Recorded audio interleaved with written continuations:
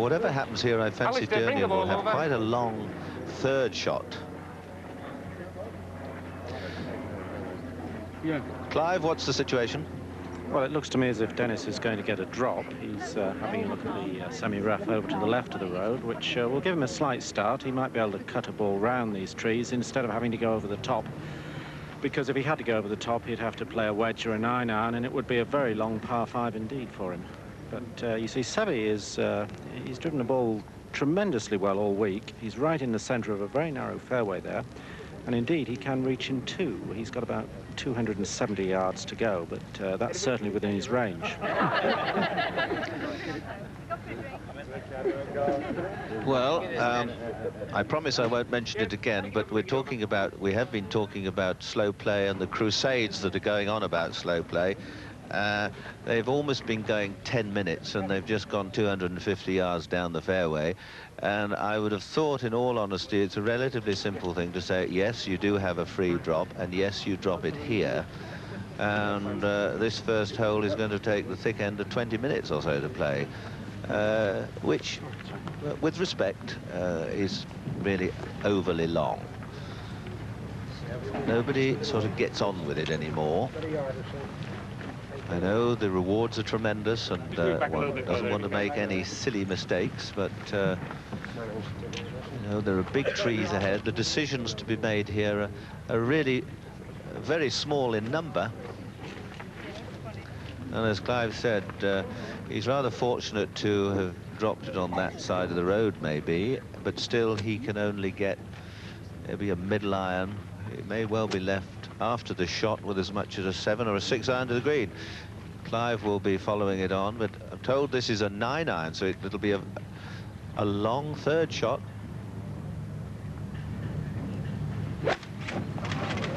That ball's only been hit out some 130, 40 yards.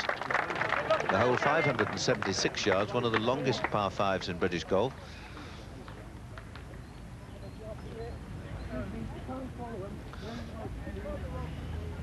Well, he struck a nice shot there, but as Peter said, couldn't get very much distance using a 9-iron. In fact, he's only, what, 50, 60 yards ahead of Seve.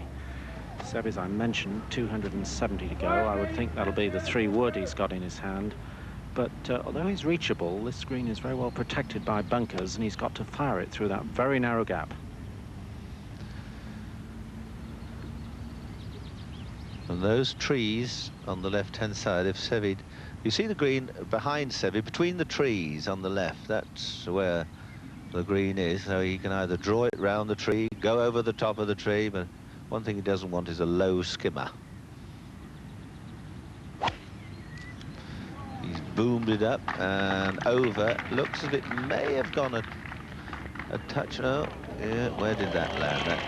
There it is. Oh, look at this. How'd you like that for an opening start? That's the nearest thing I've seen to an albatross for many a year. That's a 2 on a par 5. And, well, Mr. Dernier now knows what's going on. What a way to start. Well, I just hit 2 wood, stone dead at the first and moved to the second.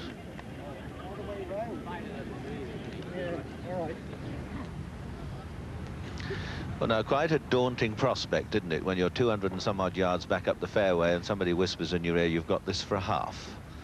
And even though the sun is shining and you're going to be paid £32,000, whatever the outcome of this match, it really is a frightening prospect.